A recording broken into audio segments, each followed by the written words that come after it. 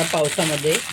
तर हे बघा मी गावावरून हे नारळ आणले आहेत फोडून. हे बघा हे असे सुके नारळ असतात, गुडगुडी म्हणतात याला. हे बघा हे बघा असं सुकं खोबरं असतं हे बघा.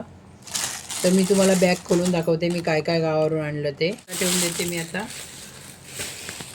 हे बघा गावचे तांदूळ आहेत.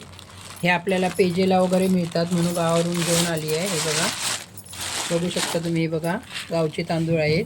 त्या बाजूला काकी आहेत, त्यांनी दिले मला. हे बघा बघू शकता. हे बघा त्या बाजूवाल्या काकीने मला कुळदाचं पीठ दिलं आहे. ते बांधलेलं आहे असं.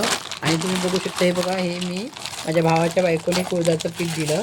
आम्ही गावी कुळीद विकत घेतो आणि ते भाजून वगैरे घेऊन येतो. हे बघा हे कुळदाचं पीठ आहे. हे बघा हे 2 ते 2.5 किलो पीठ आहे. ह्यात आम्हाला 6 महिने किंवा वर्षभर चालतं. तुम्हाला हे बघा मी मेन आयटम दाखवते, सगळ्यात आवडता आणि सगळ्यांचा आवडता पदार्थ असतो हा. हे बघा घावण्याचं पीठ. बघा घावण्याचं पीठ माझ्या भावाच्या बायकोने दिलं. ती तांदूळ धुवून सुकवते आणि हे बघा चक्कीवरून लावून घेऊन येते. ते छोट्या घरघंट्या असतात ना त्याच्यावरून.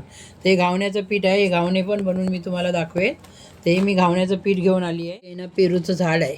तर आता पेरू आहे ना खूप लागतात पावसामध्ये. हे बघा हे पेरू घेऊन आली आहे मी. हा बघा हा खराब झाला बॅगेमध्ये. आणि मी पानं तर तुम्ही बघू शकता. ही बघा मी शेगलाची भाजी घेऊन आली. तर काल आम्ही रात्री गावावरून आलो ना, तर हे बघा शेगलाची भाजी आहे ना ही पानं निघाली. पण आता हे बघा मी साफ करेन आणि व्यवस्थित हे करू. हे बघू शकता. हे बघा मी अळू घेऊन आली आहे. हे भाजीचं अळू. पाणी सुटलं बघा, भरून ठेवलं होतं ना त्यामुळे बघा पाणी सुटलं. तर आता हे भाजीचं अळू मी सर्व काढून घेते. हे बघा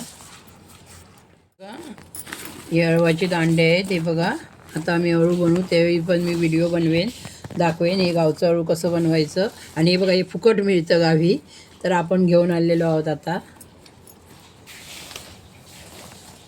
पानं आणली, माझ्या भावाच्या बायकोने दिली आहेत. हे बघा हळदीची पानं आहे ना मोदक उकडण्यासाठी, किंवा आता अळवडी उकडेन मी. चहामध्ये टाकली ना तरी चहा छान लागतो. हे बघा ह्याची पानं आणली आहेत हळदीची मी.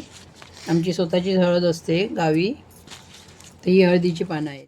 आणि आता बघू शकता हे बघा वड्यांची पानं पण आमच्या माहेरी आहे ना खूप मोठं अळूचं झाडं आहे.